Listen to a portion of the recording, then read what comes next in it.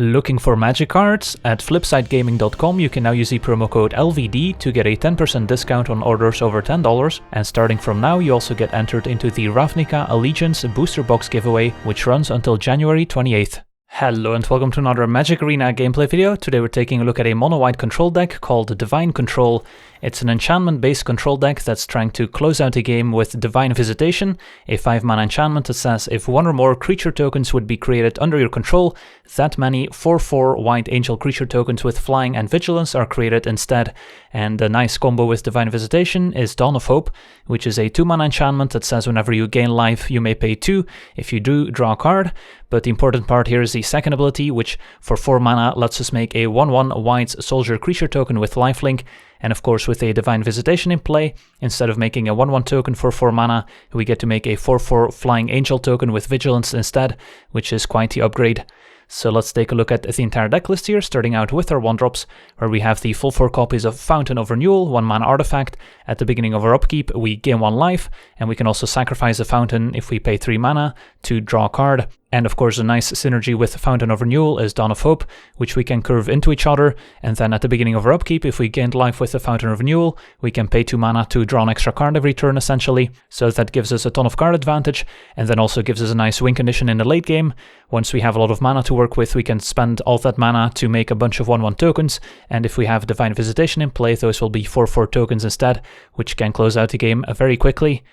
Then next up we have the full 4 copies of Seal Away as a cheap removal spell, 2-mana enchantment with flash that we can play at instant speed.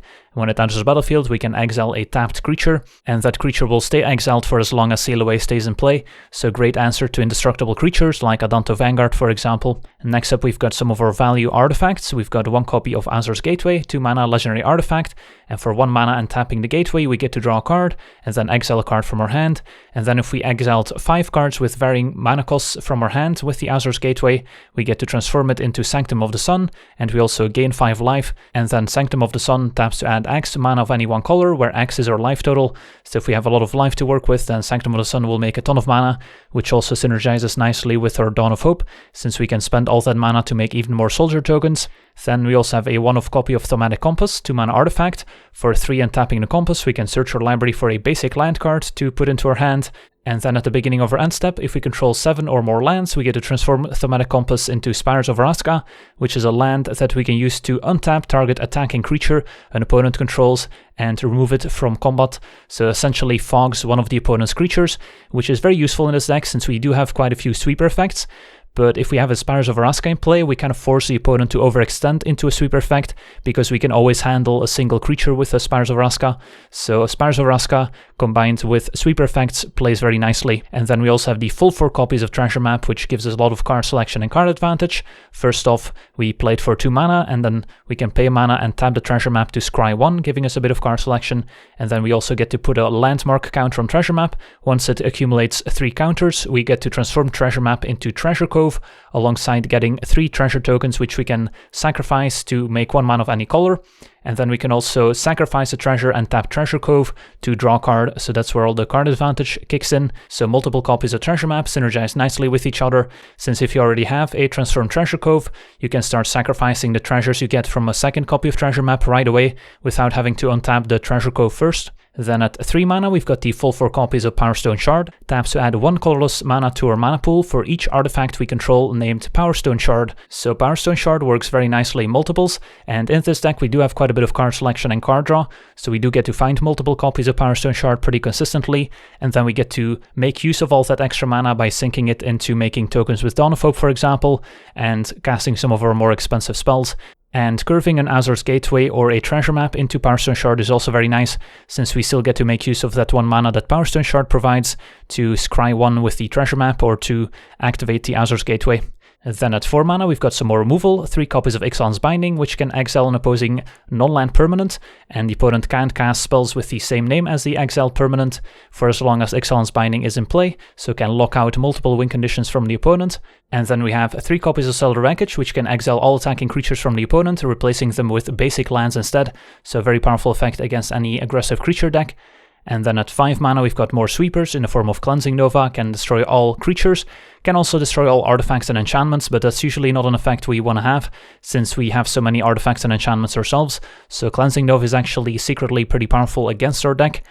And then we also have the 2 copies of Divine Visitation, and besides synergizing nicely with Dawn of Hope, Divine Visitation also works very well with our Memorial to Glory, which is a land that can be sacrificed to make 2 1/1 white soldier creature tokens, which of course will turn into angels thanks to Divine Visitation.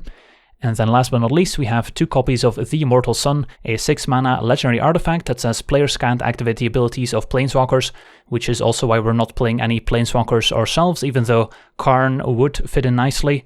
So that gives us a total of 5 answers in the main deck to opposing Planeswalkers, 2 copies of Immortal Sun, and our 3 copies of Ixalan's Binding.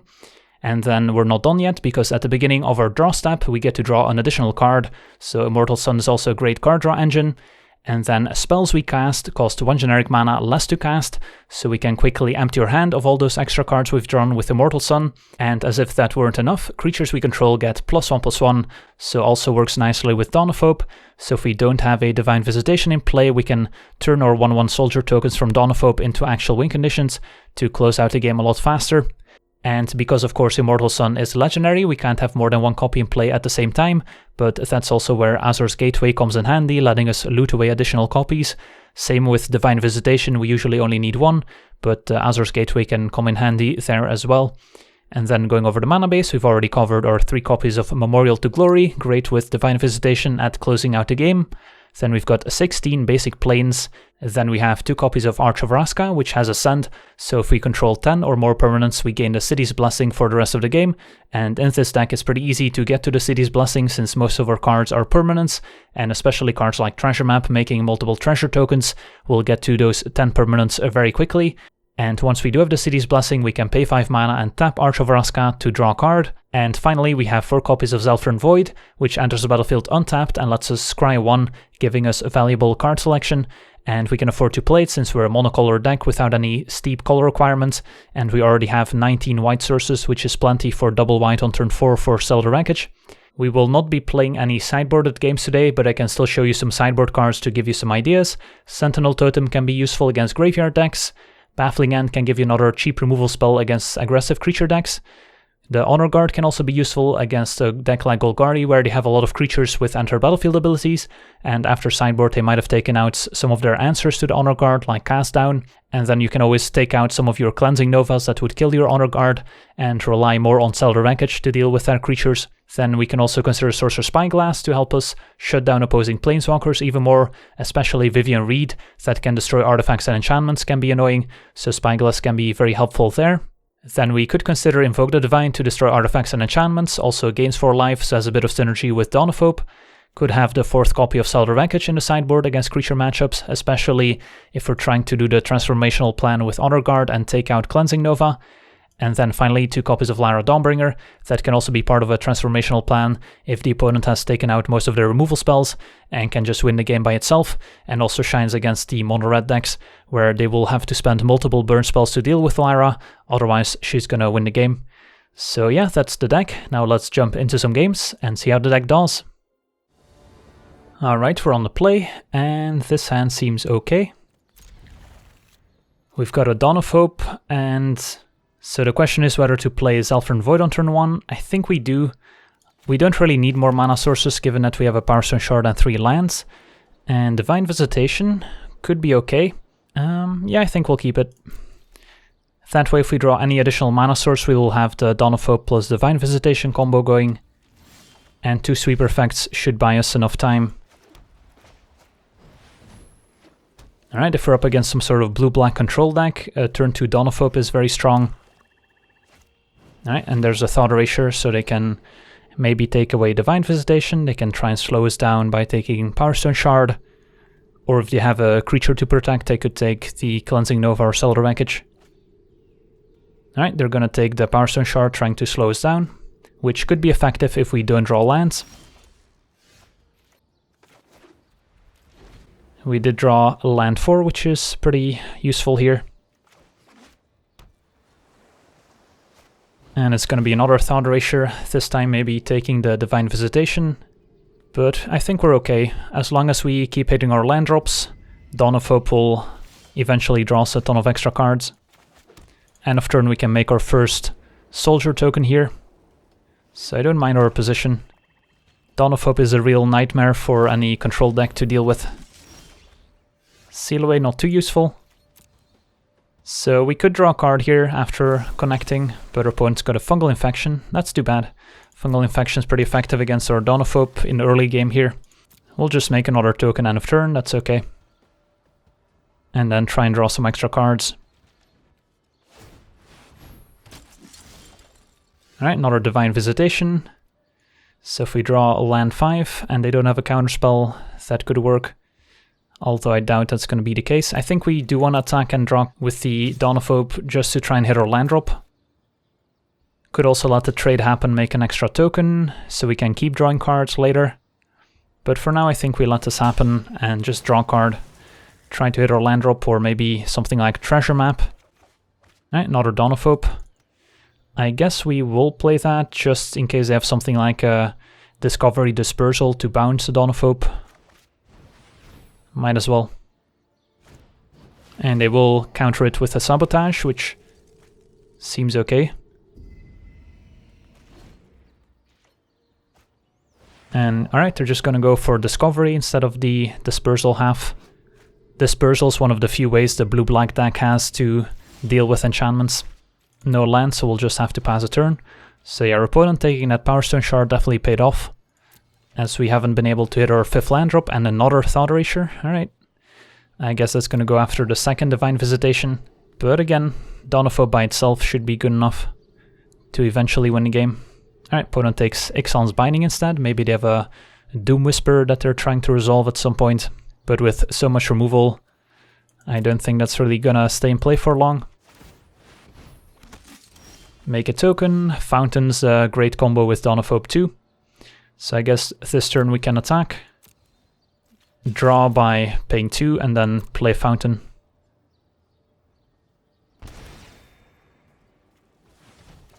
Alright, land is good. So next turn we can even play a Divine Visitation potentially. But we're under no obligation to do so, since we can just draw some extra cards with Dawn of Hope plus Fountain. Alright, Disinformation Campaign, that's fine. Think we'll get rid of a Cellar Wreckage, which is the least flexible of the removal spells. Alright, so our opponent only has 2 mana up, so I'm kind of tempted to just try and resolve it here. Because if it does hit the battlefield, then the game's going to be over very quickly. I guess we can try and attack first with a token. Opponent takes it. We won't draw. And see if we can resolve this. Alright, looks like they do have some interaction here. And it's going to be Spell Pierce. That's unexpected. Typically don't expect to see Spell Pierce out of these decks, but it does work here. So maybe got a bit greedy, could have just drawn extra cards with Dawn of Hope instead, maybe made an extra token. Well, this time around I think we will draw, and then we still get to play Power Stone Shard. Memorial's good too, but I think we prefer playing the Power Stone Shard and then we have the mana to draw an extra card when we hit with the Dawn of Hope. So let's play the Power Stone Shard. Could have played the land first to let them pay more mana for potential Syncopate, I guess. But by not playing the land yet, we maybe change our opponent's evaluation of this Power Stone Shard. And I don't really mind if this gets countered and our opponent doesn't need to counter it. So now we just get to play our Memorial instead. Puts a Eldest Reborn in the graveyard. Returns Disinformation Campaign, but we don't really care about it since we're drawing so many cards. Alright, so opponent did deal with our 2 copies of Divine Visitation, sadly. But we do still have the Immortal Sun, which can easily help us boost up our soldier tokens. Alright, so what are we getting rid of? I think another Cellar Wreckage here. Still have Seal Away and Cleansing Nova to deal with creatures. And I kind of want to keep my lands just to be able to sink extra mana into the Dawn of Hope. Opponent with another Discovery gets to pick up Disinformation Campaign again. They haven't presented any win conditions yet, maybe trying to empty your hand of all removal spells they know about before committing.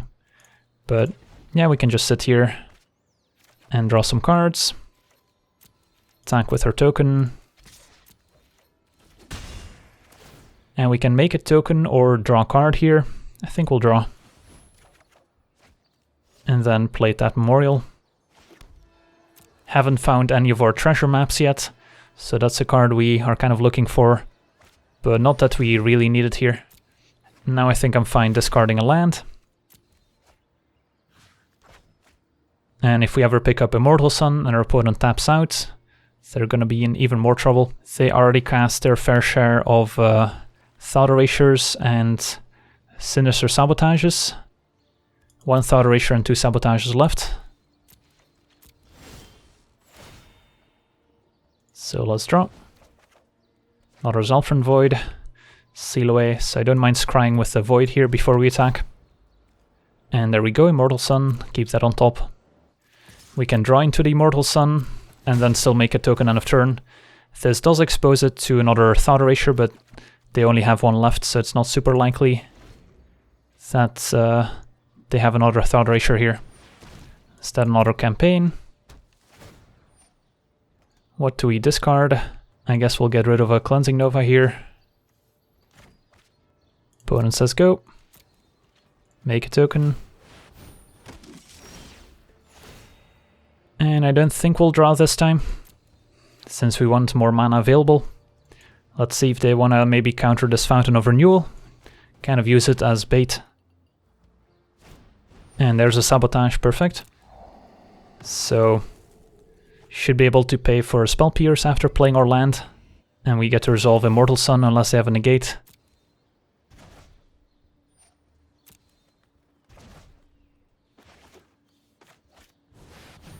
Resolves, and yeah, that's gonna be hard to beat.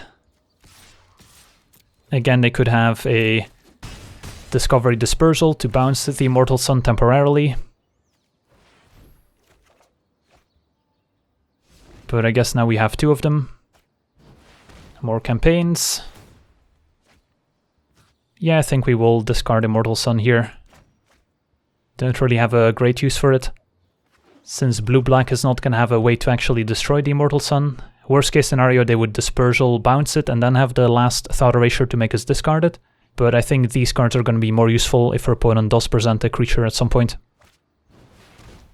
I guess they could also have the 6 mana Mythic that bounces a permanent when it enters the battlefield. So I guess they have more answers than just Dispersal. Let's draw a card, Azor's Gateway. Draw more cards. And I think we just want to start making as many soldier tokens as possible. So even though we could play Gateway, I think we just want to make 2 tokens end of turn. 30 cards left, not too afraid of decking yet, but do have to be a little bit mindful of it. Guess we'll get rid of a Seal Away here. So our opponent has played their fair share of disinformation campaigns.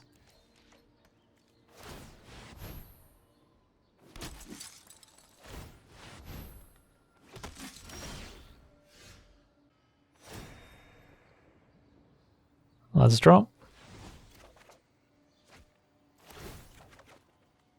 Alright, there's a treasure map, which we can play for 1 mana.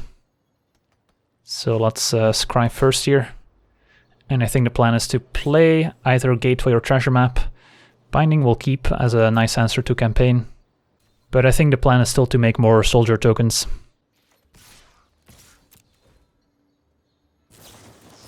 And yep, there's a Dream Eater that I was talking about. So that will potentially bounce the Immortal Sun. But then we can still just replay it, so that's fine.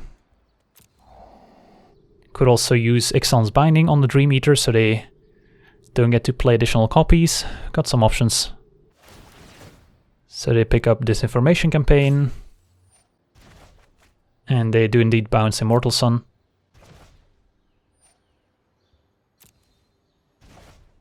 So I don't mind using the Binding on the Dream Eater here.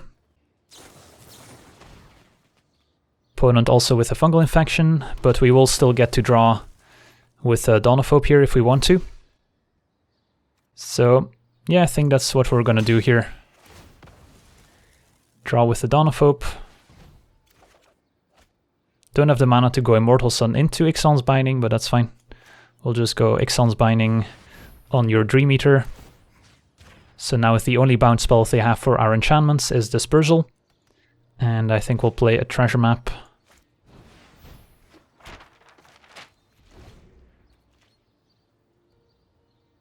So they could counter Immortal Sun on the way back. They're gonna campaign some more.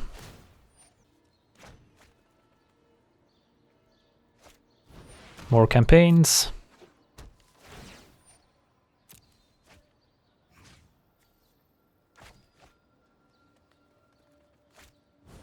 All right.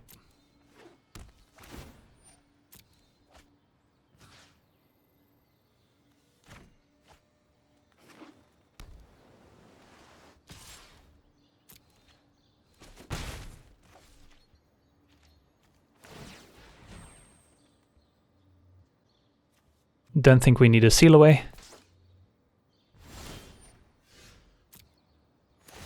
And I'll refrain from drawing with a Fountain for now.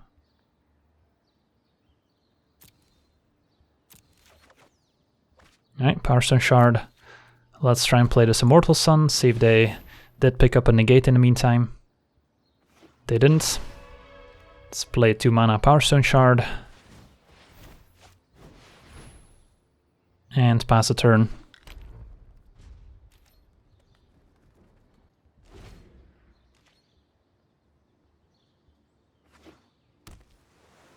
So their opponent has 2 copies of Discovery Dispersal left in their deck.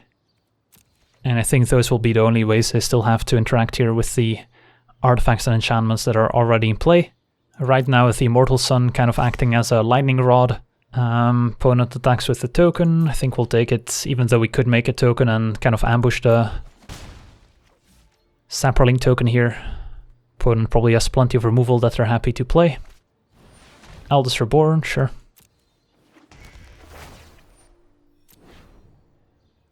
So eventually that could get back a creature, but there's no creatures in the graveyard. And we are not playing any creatures in the main deck, so not too effective here. Oh, I did mean to make a token end of turn there. Oh well. Let's draw.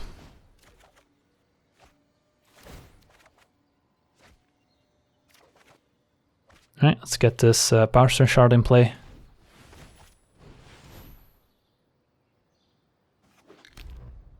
And then I think we're just gonna spend a bit of mana making some tokens.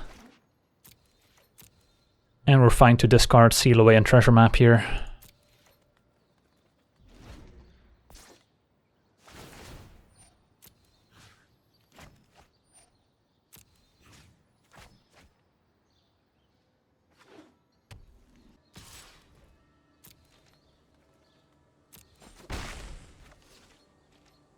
Alright, let's make some tokens.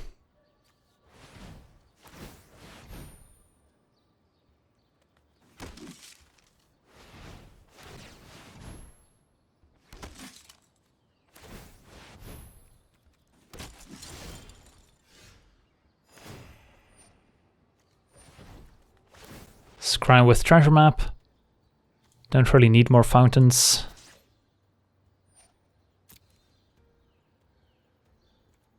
We'll draw an extra card, I guess. Alright.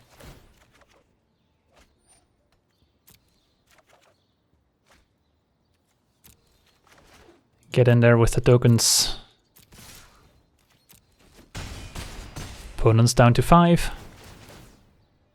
Don't want to draw here, since their opponent probably has another Ritual of Soot they want to play, so we just want as much mana as possible to make more tokens end of turn, once they wipe the board. So we'll pass a turn. Eldest Reborn is not going to do anything. And we'll see how they want to deal with the situation here.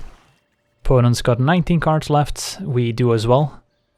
Alright, and they are going to go for Dispersal here, bouncing Immortal Sun. And then maybe they're going to make us discard it or try and counter it on the way back, that's fine.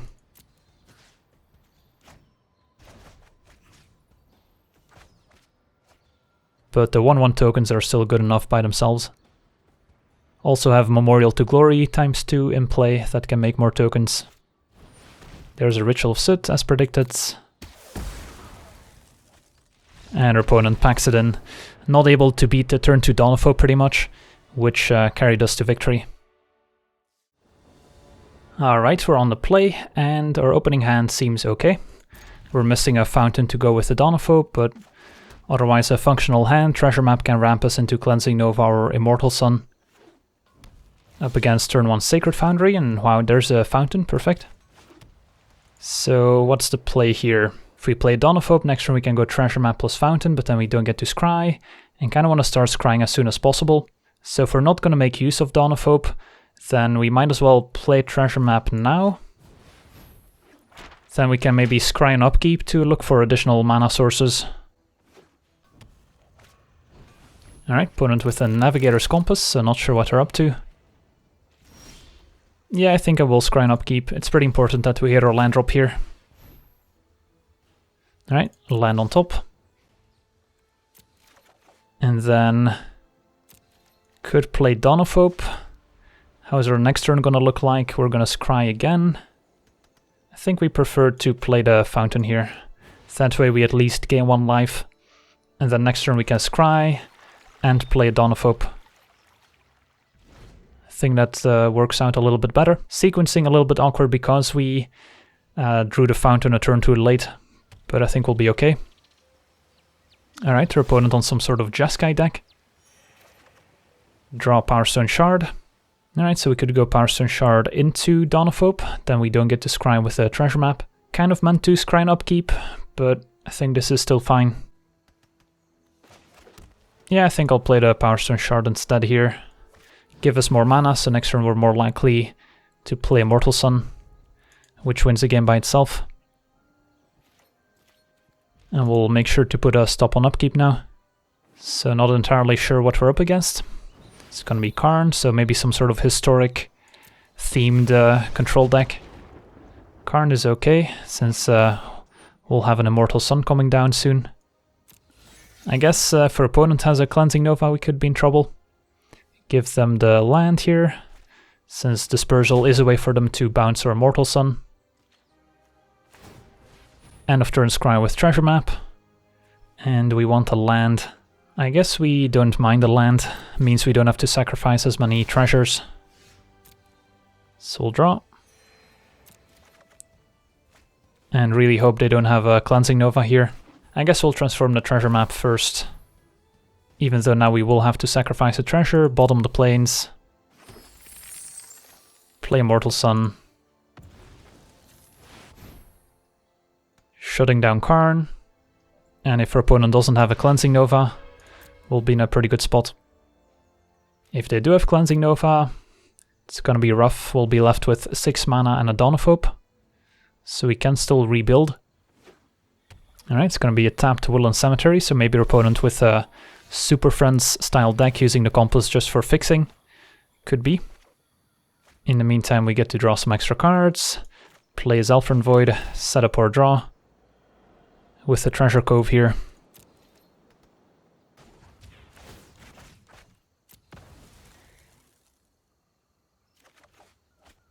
Play a 1 mana Donophobe, and now we can start spending some mana on making tokens. Ooh, opponent with an Ionize.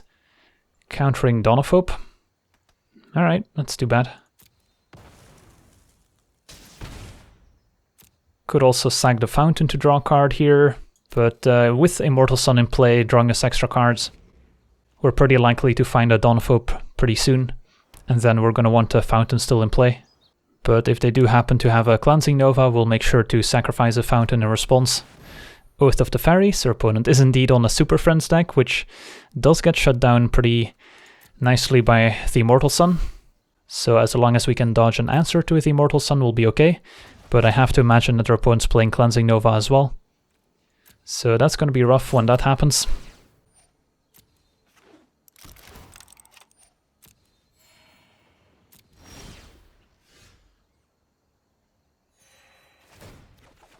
Alright, our own Cleansing Nova.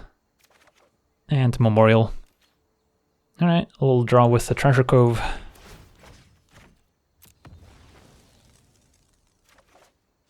Compass isn't bad.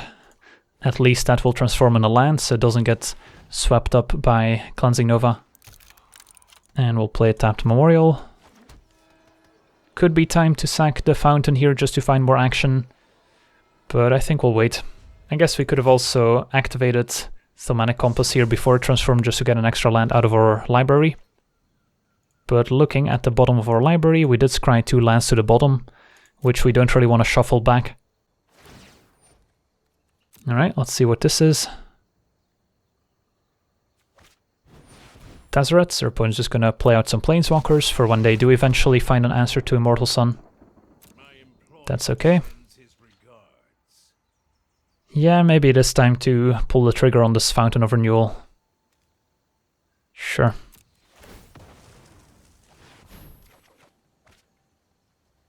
Pick up Seal Away. Not exactly what we need here. Ooh, but a Divine Visitation, that's better. So we get to play a free Fountain of Renewal. We get to play Divine Visitation. And we could sacrifice the Memorial right away to make 2 Angels, but I doubt our opponent has much in the way of instant speed interaction for Divine Visitation, and otherwise we just run into a sweeper effect for creatures that they could cast at sorcery speed in their turn. So I think we'll just pass a turn for now. And then make ourselves 2 Angel tokens end of turn. Yep, the Fairy. And our opponent concedes, so yeah, the Immortal Sun, pretty effective against a Super Friends list, as it turns out. We would have been faced with an interesting decision there, whether or not we start attacking the opponent's Planeswalkers with our Angels, just in case they do eventually find a Cleansing Nova to blow up our enchantments and artifacts, or if we were just going to go face and try and kill them before they find a sad answer. So yeah, pretty interesting game, and got to showcase the power level of the Immortal Sun. So on to the next one. Alright, we're on the play, and our hand seems fine. Plenty of removal for a creature deck, so hopefully we're up against a creature deck. Zalfron Void probably looking for a land here, could use our 3rd land so we can play Powerstone Shard, which gives us the 4th mana source. So I don't mind playing Zalfron Void on turn 1. And Azor's Gateway is tempting, but I think a land is just too important here. Like, if we knew we were up against a deck that doesn't rely on creatures as much, Gateway would be a nice way to get rid of these removal spells, but I think we're just going to be in too much trouble if we don't hit the land here. So I think I'll still bottom.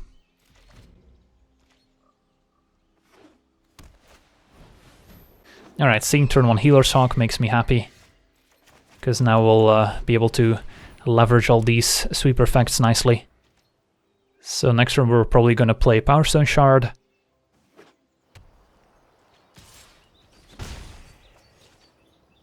And we'll see how they play around our potential sweeper effects here. Alright, let's play the Shard.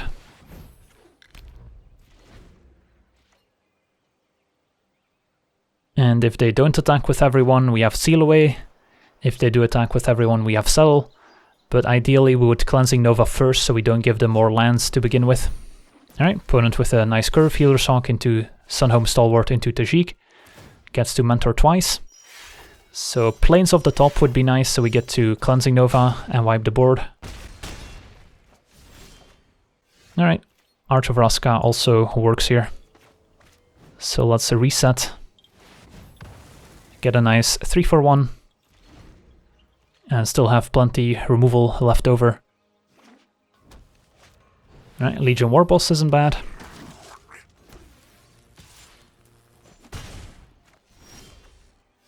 So we'll just play Memorial, pass a turn. The Warboss will make some more tokens. So yeah, Warboss was a nice follow-up to the Cleansing Nova, that's for sure. Alright, another Warboss. So we might have to sell the Rankage here. But then that's going to give the opponent a very nice mana advantage. So let's settle. And then we have Seal Away to deal with the second Warboss. And hopefully they're out of threats by then. And we can start leveraging Dawn of Hope and draw some extra cards. If they have something like Banefire, we could be in trouble. Alright, play a land, say go. We're pretty close to the City's Blessing as well. Bugler's pretty good here too, since that replaces itself. And finds another Bugler, so... Alright, opponent's definitely putting up a good fight here, despite us having all those sweeper effects. So let's see if the War Boss attacks or stays back. The War Boss will be attacking. So I think we will seal away the War Boss still. And then we get to make a token with Dawn of Hope. But I don't think we're chum blocking with the token. We'll just make it end of turn. Alright, another Bugler. What we need here is a Divine Visitation, just so we can start closing out the game quickly.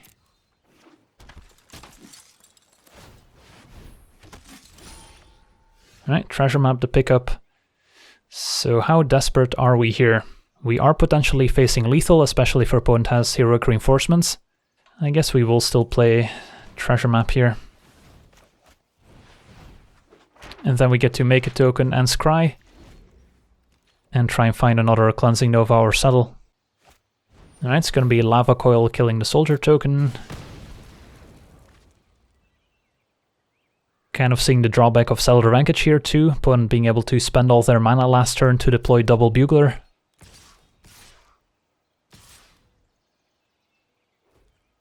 Alright, so they're not quite attacking with everyone, just double Bugler and the Goblin token. I think we will still make a token and chum block here in case they have a shock to finish us off.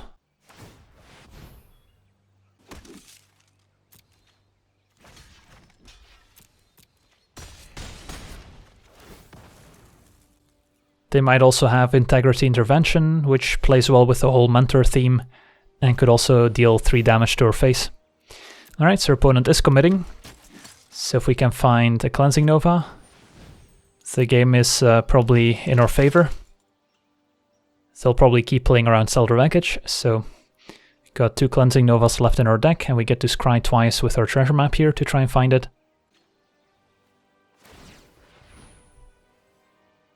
Plains doesn't cut it. And I think we're forced to scry an upkeep here. Alright, there we go. That's what we needed. Let's draw. And let's wipe the board.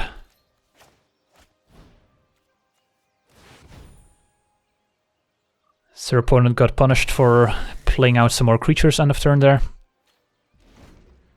They've got 2 cards to work with. And alright, nothing. Forgot to scry an upkeep, but Zalfron Void's not a terrible draw. So we get to scry. And Ixalan's Binding, is that good enough? What cards are we worried about from the opponent now? Like Banefire we can't really do much about. Haste creatures the Binding's not great against, but if they just play like a Sorcery Speed Aurelia, then Ixalan's Binding is going to be pretty useful, for example, so I think we keep it. And just start making some soldier tokens with the Dawn of Hope. Could make 2 tokens with the Dawn of Hope here, and yeah, there's Aurelia, so called our shots. So no need to scry an upkeep, since we're happy drawing the Ixalan's Binding. And we're just gonna make 2 tokens with Dawn of Hope instead. And start getting some of that valuable life back.